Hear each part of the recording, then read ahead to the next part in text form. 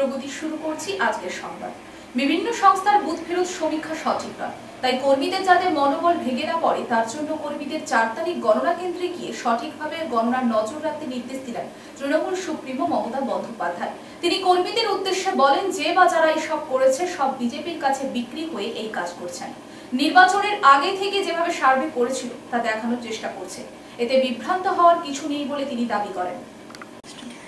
বিভিন্ন সংস্থার বুথ ফেরত সমীক্ষা সঠিক নয়, তাই কর্মীদের যাতে মনোবল ভেঙে না পড়ে তার জন্য কর্মীদের 4 তারিখ গণনার কেন্দ্রে গিয়ে সঠিকভাবে গণনার নজর রাখতে নির্দেশ দিলেন তৃণমূল সুপ্রিমো মমতা বন্দ্যোপাধ্যায়। তিনি কর্মীদের উদ্দেশ্যে বলেন, যে বা যারা এইসব করছে সব বিজেপির কাছে বিক্রি হয়ে এই কাজ করছে। নির্বাচনের আগে থেকে যে সার্ভে করছিল তা দেখানোর চেষ্টা করছে, এতে বিভ্রান্ত হওয়ার কিছুই নেই বলে তিনি দাবি করেন। উল্লেখ থাকে শনিবার থেকে 7ম দফা তথা শেষ দফার নির্বাচন, আর তাই নির্বাচনের পরে বিভিন্ন সংস্থার হয়ে বেশ কিছু টিভি চ্যানেলে যে সার্ভে রিপোর্ট দেখানো হচ্ছে তার সঙ্গে কোনো যোগাযোগ নেই। উল্লেখ থাকে বেশ কিছু সংস্থার সার্ভের রিপোর্টে বলা হয়েছে এই রাজ্যের 42টি আসনের মধ্যে তৃণমূল 13 থেকে 17টা পেতে পারে। আবার কেউ কেউ বলছেন বিজেপি 25 থেকে 30টি আসন পাবেন। আর সাধারণ মানুষের থেকে রাজনৈতিক দলের নেতারা প্রশ্ন তুলতে শুরু করেছে। এমনকি বিজেপি নেতাও বলেন, বিজেপি এখনো এত আসন পাওয়ার ক্ষমতায় আসেনি এই রাজ্যে। তবে তৃণমূলের দলের পক্ষ থেকে নির্বাচনের শেষে যে দাবি করা হয়েছে তাতে 25 থেকে 30টি আসন পাবে এই রাজ্যে, কারণ বিরোধীদের সংগঠন নেই, প্রচার নেই, নেতাদের মধ্যে দ্বন্দ্ব লেগে রয়েছে। আর মানুষ যেভাবে 2 মাস ধরে শাসক দলের সভা সমিতি মিছিলে পা মিলিয়েছে তাতে আশাবাদী শাসক শিবির। বিশেষ করে মহিলারা যেভাবে ভোটের লাইনে দাঁড়িয়ে ভোট দিয়েছেন তা এক প্রকার নজির। তাই যতই এই রাজ্যে বিজেপি হাওয়া তোলার চেষ্টা করুন না কেন তা কিন্তু বাস্তবে হবে না। তাই 4 তারিখ পর্যন্ত কর্মীদের সঠিকভাবে শান্ত থাকার নির্দেশ দিয়েছে দলনেত্রী।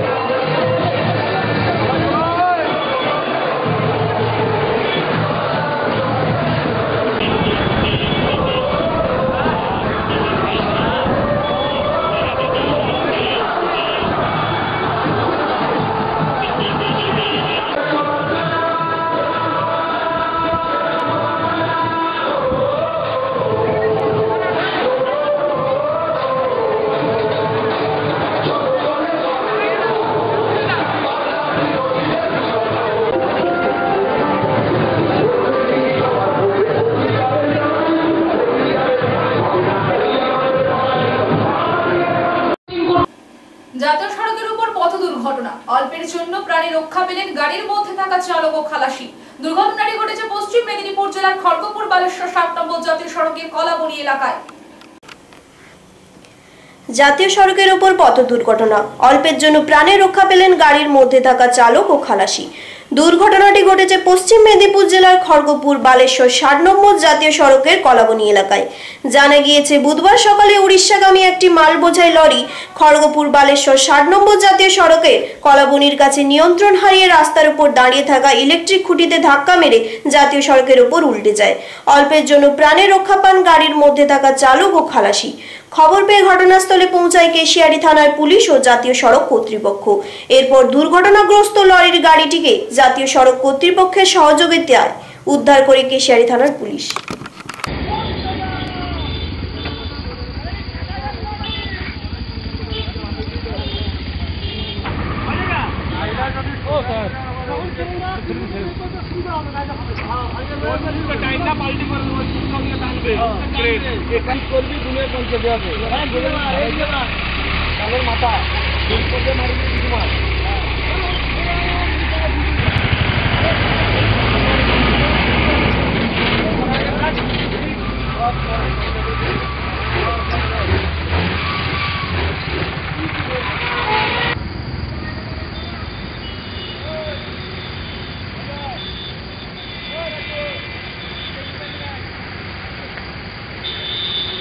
করে অ্যাক্সিডেন্টটা হলো এটা?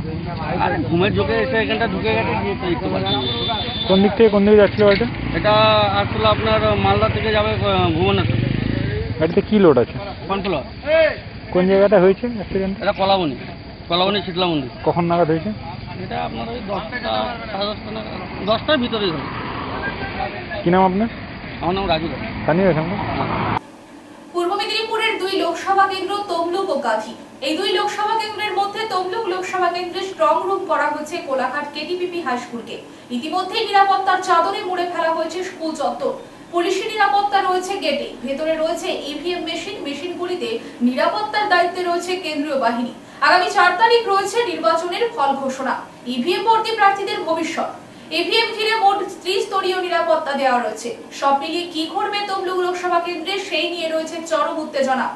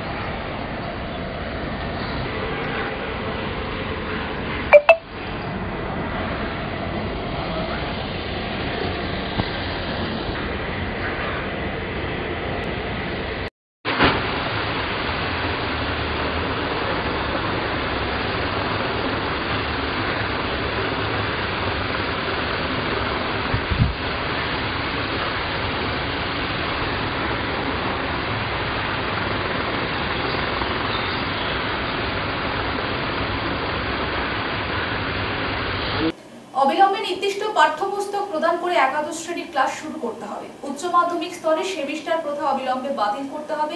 স্নাতক স্তরে 4 বছরের ডিগ্রি কোর্স বাতিল করতে হবে। উচ্চ মাধ্যমিক উত্তীর্ণ পরীক্ষার্থীদের অবিলম্বে কলেজে ভর্তি প্রক্রিয়া চালু করতে হবে। এই দাবিতে রবিবার পশ্চিম মেদিনীপুর দক্ষিণ সাংগঠনিক জেলার বেলদা শহরে কেশিয়ারি মোড় থেকে বেলদা বাসস্ট্যান্ড পর্যন্ত মিছিল এবং পথসভা হয়। অবিলম্বে নির্দিষ্ট পাঠ্যপুস্তক প্রদান করে একাদশ শ্রেণীর ক্লাস শুরু করতে হবে। উচ্চ মাধ্যমিক স্তরে সেমিস্টার প্রথা অবিলম্বে বাতিল করতে হবে। স্নাতক স্তরে 4 বছরের ডিগ্রি কোর্স বাতিল করতে হবে। উচ্চ মাধ্যমিক উত্তীর্ণ পরীক্ষার্থীদের অবিলম্বে কলেজে ভর্তি প্রক্রিয়া চালু করতে হবে। এই দাবিতে রবিবার পশ্চিম মেদিনীপুর দক্ষিণ সাংগঠনিক জেলার বেলদা শহরে কেশিয়ারি মোড় থেকে বেলদা বাসস্ট্যান্ড পর্যন্ত মিছিল এবং পথসভা হয়। এই সভাতে উপস্থিত ছিলেন পশ্চিম মেদিনীপুর দক্ষিণ সাংগঠনিক জেলার জেলা সম্পাদক সন্দীপন জানা, জেলা সম্পাদক সদস্য সুদীপ্তা মান্না এবং বুদ্ধদেব বর্মন। সন্দীপন জানা বলেন, নির্বাচন এবং কেন্দ্র বাহিনীর অজুহাতে স্কুল কলেজে যে দীর্ঘ সময় বন্ধ আছে, এর মাধ্যমে গোটা শিক্ষা ব্যবস্থাটাকে বেসরকারীকরণের দিকে ঠেলে দিয়ে ছাত্র সমাজের ভবিষ্যৎ ধ্বংস করছে। অবিলম্বে একাদশ শ্রেণীতে পাঠ্যপুস্তক প্রদান করে দ্রুত পঠন পাঠন ব্যবস্থা চালু করতে হবে। এই দাবিগুলি না মানা হলে দুর্বার ছাত্র আন্দোলন গড়ে উঠবে। স্কুল যেতে পারছে না, দেখবেন আজকে যে প্রত্যেকের বাড়িতে আপনারা ইতিমধ্যেই লক্ষ্য করেছেন সোশ্যাল মিডিয়াতে এবং পত্রপত্রিকায় যে তারা ঘোষণা করেছে যে তারা সমস্ত সরকারি স্কুল কলেজগুলোকে আরো কিছুদিন বন্ধ রাখবে। বন্ধুগণ, এই বন্ধ শিক্ষার ক্ষেত্রে হোক কি অন্য কোনো ক্ষেত্রে তারা দেখতে পাচ্ছেন আজকে শিক্ষা ক্ষেত্রকে যেভাবে বেসরকারীকরণ করছে, জাতীয় শিক্ষানীতির নাম করে আর যে জাতীয় যখনই আমরা প্রশ্ন করতে গেছি তখনই তারা বলেছে সরকারি স্কুল কলেজগুলো কি করে চলবে তারা ঠিক বুঝে নেবে। মানে তারা বলতে চাইছে যে সরকারি স্কুল কলেজগুলো ঠিক ওই আলু পেঁয়াজ বেচার মতো দোকানের মতো হয়ে উঠবে এবং ঠিকই দেখুন সমস্ত সরকারি স্কুল কলেজগুলো একই ঘাটে তারা গড়ে তুলছে। সমস্ত স্কুল কলেজগুলোকে তারা বেসরকারিকরণ করতে চাইছে এবং ঠিক কয়েকদিন আগেই তারা 1 বছর আগে তারা ঘোষণা করেছে পিপিপি মডেল। আসল কি PPP model? Public private partnership, মানে কি পাবলিকের থাকবে কিছুটা প্রাইভেট হবে, মানে এর থ্রু দিয়ে তারা সমস্ত সরকারি স্কুল কলেজগুলোকে বেসরকারিকরণ আদানি আম্বানিদের হাতে তুলে দিতে চাইছে। বন্ধুগণ, এই যে সমস্ত কিছুদিন আগেই ইলেকশন গেল, ফলে আমরা সবাই ভোট দিতে গেছি, কিন্তু এই ভোটের মাধ্যমে তারা লাভবান হচ্ছে। এই ভোটের মাধ্যমেই তারা কিন্তু এই যে ইলেকট্রাল বন্ডের মাধ্যমে তারা কোটি কোটি টাকা, হাজার কোটি কোটি টাকা প্রথমে বিজেপি নিয়েছে, তৃণমূল নিয়েছে, আরজেডি আরো সমস্ত আঞ্চলিক দলগুলো নিয়েছে। উদ্দেশ্য কি? এই সমস্ত ইলেকট্রাল বন্ডে টাকা নিয়ে তারা কিন্তু সরকারি school college university LIC bank যা কিছু আছে সরকারি ক্ষেত্রগুলি তারা বেসরকারিকরণ করতে চাই। তারা খুব জটকদারি ভাবে তারা কিন্তু রাজ্য শিক্ষানীতি 2023 চালু করলো। তারা বলছে যদি না চালু করা হয় তাহলে কিন্তু আজকের ছেলেমেয়েরা কিন্তু এগাতে পারবে না। কিন্তু বন্ধুগণ, আপনারা যে দেখছেন আজকে প্রত্যেকটা স্কুল কলেজের যে অবস্থা, ছাত্রছাত্রীরা স্কুলে যাচ্ছে না, তাদের সেই পরিকাঠামো ভাবে উন্নত করে তারা কিন্তু নিয়ে যাওয়ার চেষ্টা করছে না। তারপরেও দেখছেন যে আজকে এই প্রত্যেকটা স্কুলে শিক্ষকের যে অভাব, তারা কিন্তু এইটা বোঝাচ্ছে না। আপনারা দেখেছেন কত চাকরি প্রার্থী যারা দীর্ঘদিন ধরে লড়াই আন্দোলন করছে, কিন্তু তাদেরকে দিচ্ছে না। আজকে শিক্ষক নিয়োগ নেই, তারপরে এই পরিকাঠামোহীন অবস্থায় তারা জাতীয় শিক্ষানীতি 2023 লাগু করলো। পৌরসভার অস্থায়ী কর্মীর নামে ওয়ার্ক অর্ডার বের করিয়ে 24 লক্ষ টাকারও বেশি পরিমাণ কাজের দায়িত্ব, তাতেই বেজায় চটে গেলেন এলাকার বিজেপি নেতৃত্ব। ঘটনা পশ্চিম মেদিনীপুর জেলার চন্দ্রকোনা বিধানসভার অন্তর্গত রামজীবনপুর পৌরসভা এলাকা। পৌরসভার অস্থায়ী কর্মীর নামে ওয়ার্ক অর্ডার বের করিয়ে 24 লক্ষ টাকারও বেশি পরিমাণ কাজের দায়িত্ব, তাদের বেজায় চটে গেলেন এলাকার বিজেপি নেতৃত্ব। ঘটনা পশ্চিম মেদিনীপুর জেলার চন্দ্রকোনা বিধানসভার অন্তর্গত রামজীবনপুর পৌরসভা এলাকার। রবিবার সকালে কন্ট্রাক্টর রাস্তায় কাজ করতে আসলে তাকে বাধা দেয় এলাকার বিজেপি নেতৃত্ব। এলাকার বিজেপি নেতৃত্ব শিবরাম দাস জানান, বড় অঙ্কের টাকা ঘাবলা করার জন্যই রামজীবনপুর পৌরসভায় এত স্থায়ী ইঞ্জিনিয়ার থাকতে একজন অস্থায়ী কর্মচারীর নাম দিয়ে ওয়ার্ক অর্ডার তৈরি করে কাজ করতে চাইছে। তিনি আরও বলেন, আমরা যখন সেই কপি দেখলাম সন্দেহ হওয়ায় কাউন্সিলরের কাছে গিয়েছিলাম, তিনি কোনো কাগজ দেখাতে পারেননি। আমরা এক্সিকিউটিভ অফিসারকে ফোনে এবং লিখিত অভিযোগ জানিয়েছি, কোনো প্ল্যান এস্টিমেট নেই, অথচ এত বড় কাজ শুরু হচ্ছে কি করে? এখান থেকে প্রচুর অঙ্কের টাকা ঘাবলা করার জন্যই চুপি চুপি অস্থায়ী কর্মী নামের কাজের অর্ডার বের করে কাজ করা হচ্ছে বলে অভিযোগ বিজেপি নেতা শিবরাম দাসের। তিনি বলেন, আমরা কাজ বন্ধ রেখেছি, সোমবার এক্সিকিউটিভ অফিসার আসলে সব কাগজ দেখে তারপর কাজ শুরু করতে হবে। কন্ট্রাক্টর দীপক মৌতুক জানান, কাজ চলছিল, হঠাৎ সেই সময় ওনারা এসে বলেন এখন কাজ বন্ধ থাকবে। সেই মতো আমি আমার লেবারদের বলি কাজ বন্ধ করতে। আপাতত এখন কাজ বন্ধ রয়েছে। এখানে পিচের রাস্তা ছিল, খারাপ হয়ে যাওয়ায় পিচ তুলে ঢালাই রাস্তা তৈরি হচ্ছিল। গ্রামবাসী জয়দেব দাস জানান, নির্দিষ্ট কোনো কাগজপত্র নেই, তাই রাস্তা তৈরির কাজ বন্ধ করেছে। পরের দিন পঞ্চায়েত অফিসার আসলে সবকিছু কাগজপত্র আমরা দেখব, তারপর কাজ শুরু হবে। তবে এক ওয়ার্ডের কাউন্সিলর পম্পারানী দাস বলেন, অনেকদিন ধরেই শুনেছি কাজ হবে, ভোটের জন্য বন্ধ ছিল, এখন ভোট শেষ হয়ে গেছে তাই হয়তো কাজ শুরু হয়েছে। আমার কাছে একটা কাগজ এসেছিল, তবে কে কাজ করছে কি বৃত্তান্ত আমি এত সব বলতে পারবো না, সবকিছু চেয়ারম্যান সাহেব করবেন।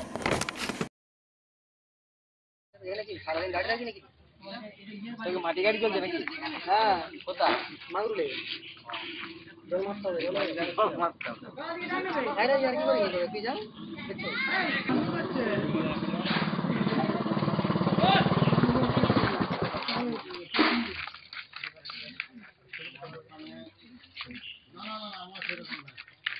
এক নম্বর ওয়ার্ডে আপনি কাউন্সিলর, তো এখানে যে কাজটা হচ্ছে এই বিষয়ে আজকে দেখলাম যে কাজ বন্ধ করে দিয়েছে।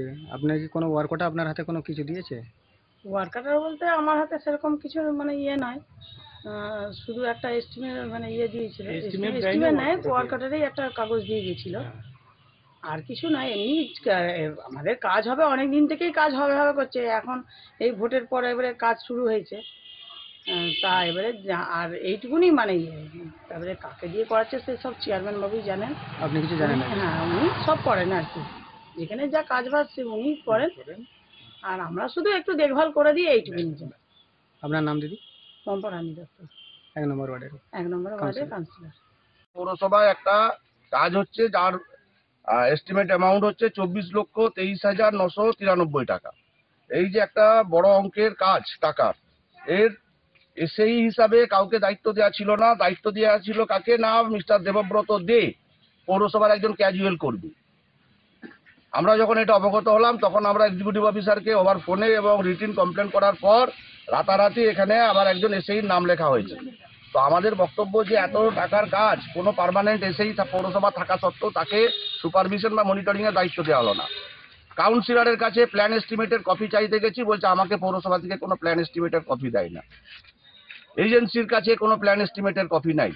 তো আমরা এমত অবস্থায় বললাম কাজ বন্ধ থাকুক, কালকে সোমবার এক্সিকিউটিভ অফিসার পৌরসভায় আসুক, আমাদেরকে এস্টিমেট প্ল্যানের কপি দিক এবং একজন এসেই যারা পার্মানেন্ট এসেই তাদেরকে দায়িত্ব দিক। এটা তো বড় ঘাবলা করার একটা জায়গা করেছে যে একটা পৌরসভার ক্যাজুয়াল কর্মীকে দিয়ে 24 লক্ষ টাকা 25 লক্ষ টাকার কাজে সুপারভিশন মনিটরিং হচ্ছে, এমনি টানতে পারবে? মানে তৃণমূল যে কায়দায় চুরি করে আর কি, সেই কায়দায় এখান থেকে একটা টাকাটাকে তুলে নিতে চেয়েছে। কি চাইছেন? আমরা চাইছি কাজ বন্ধ থাক, পৌরসভার এসেই এসুক। আমাদেরকে কালকে সোমবারে এক্সিকিউটিভ অফিসার প্রকৃত যে কোন এসেই কাজটা করছে তার নাম বলুক, তার নামে ওয়ার্ক অর্ডার ইস্যু করুক। কত নম্বর ওয়ার্ডে কাজটা হচ্ছে? এটা 1 নম্বর ওয়ার্ডে কাজটা হচ্ছে। তো এটা আমরা কালকে জানার পরে আমরা ব্যবস্থা নিয়েছি, আমরা এক্সিকিউটিভ অফিসারকে জানিয়েছি এবং আমরা আজকে ছুটির দিন, তা সত্ত্বেও আজকে কাজ হচ্ছিল, আমরা এসে বললাম যে না আজকে কাজ করতে হবে না। মাছে ভাতে বাঙালি, বাঙালির কাছে শ্রেষ্ঠ মাছ ইলিশ। সেই ইলিশের জন্য বছরভর অপেক্ষায় থাকেন খাদ্যপ্রিয় বাঙালি। তবে এবছর প্রকৃতির খামখেয়ালি নিয়ে চিন্তায় সকলে। সামনেই জামাই ষষ্ঠী, জামাইদের পাতে কি পড়বে ইলিশ, তা নিয়ে চিন্তায় শ্বশুর শাশুড়ি থেকে মাছ বিক্রেতারা। মাছে ভাতে বাঙালি, বাঙালির কাছে শ্রেষ্ঠ মাছ ইলিশ। সেই ইলিশের জন্য বছরভর অপেক্ষায় থাকেন খাদ্যপ্রিয় বাঙালি। তবে এবছর প্রকৃতির খামখেয়ালি নিয়ে চিন্তায় সকলেই। সামনেই জামাই ষষ্ঠী, জামাইদের পাতে কি পড়বে ইলিশ, তা নিয়ে চিন্তায় শ্বশুর শাশুড়ি থেকে মাছ বিক্রেতারা। চলতি বছর দেখা মিলেছে প্রবল গ্রীষ্ম। এপ্রিল থেকেই তেতে উঠতে শুরু করে গোটা উত্তর ও মধ্য ভারত। শুকিয়ে যায় নদী নালা, মাইলের পর মাইল পাল্টে যায় রুক্ষ শুকনো প্রান্তরে। শুকনো বায়ু উত্তপ্ত হয়ে উঠতে থাকেও পরে। এদিকে তার প্রত্যুত্তরে ভারত মহাসাগরের উপরে তৈরি হতে থাকে প্রবল আলোড়ন। ওই শূন্যস্থান ভরাট করতে বিস্তীর্ণ মহাসমুদ্রের ওপর দিয়ে ধেয়ে যায় এক প্রবল শক্তিশালী হাওয়া। আবহবিদরা যার নাম দিয়েছেন দক্ষিণ পশ্চিম মৌসুমী বায়ু।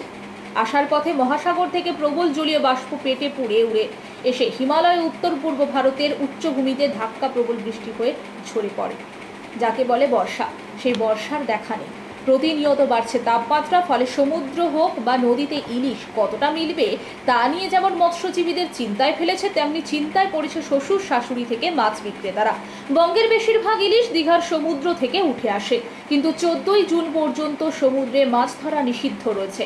12ই জুন জামাই ষষ্ঠী পড়ায় বাজারে ইলিশের দেখা মিলবে কিনা তা চিন্তার সৃষ্টি হচ্ছে। মৎস্য প্রচলনের জন্য গত 2 মাস সমুদ্র নদীতে মৎস্যজীবীদের মাছ ধরার নিষেধাজ্ঞা জারি করেছে রাজ্য মৎস্য দপ্তর। সেই কারণে মাছ ধরতে যেতে পারেনি মৎস্যজীবীরা। একদিকে নিষেধাজ্ঞা, অন্যদিকে প্রকৃতির খামখেয়ালি। ফলে নিষেধাজ্ঞা উঠলে মৎস্যজীবীদের জালে মাছের দেখা মিলবে কিনা তা নিয়ে চিন্তায় মৎস্যজীবীরা।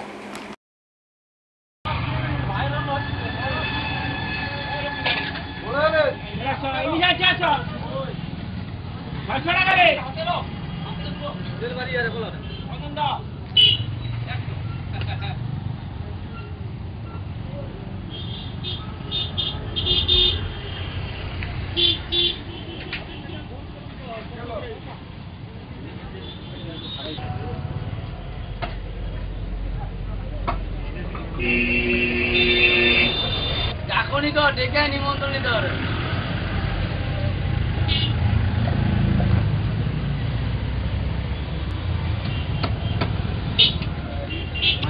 তারপরে 2-3 দিন আগে খুব মাত্রা আমদানি ছিল, হঠাৎ কাল থেকে আবার দেখা গেল মাছের আমদানি খুব কমে গেছে।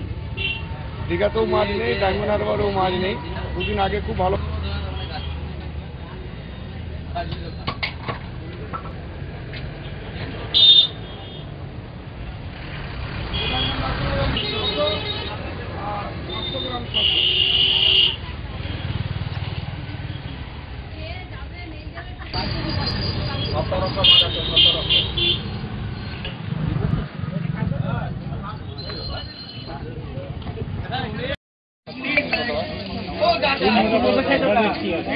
সব 1 KG over size 1 KG over size আছে 1 কিলো নিচে একটাও নেই 1300 টাকা নোটা দিন 1300 টাকা কিলো এটা 1500 টাকা না দাদা কিলো কত দেবো দাদা ভাই 1500 টাকা কিনা তাহলে আগে দিচ্ছি 1800 টাকা 1700 টাকা 1600 টাকা আপনারা 1500 টাকা আমি চাইছি তাও আমি বলি যে একটা তো বন্ধ দেবেন না তার জন্য আমি কত বন্ধ দেবেন না 150 টাকা কিলো নয় দিচ্ছি দাদা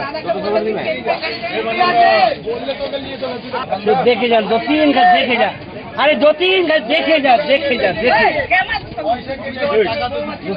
রূপালী রিপোর্টার আইছে বলো এই মৌসুমে আমরা যা আশা করেছিলাম তার অনুমতি কিচ্ছু হচ্ছে না আমাদের অবস্থা খুব খারাপ মালিকরা ট্রলার ছাড়তে পারে না আমাদের মালিকের 5টা ট্রলার একদম লস পুরো আমি থাকবো না হয়তো বলো রাস্তা তো হ্যাঁ দেখলে যখন দুটো নদীতে মাছ। আমার নাম চন্দন মান্না। কি করেন আপনি মাছ ব্যবসায় করি।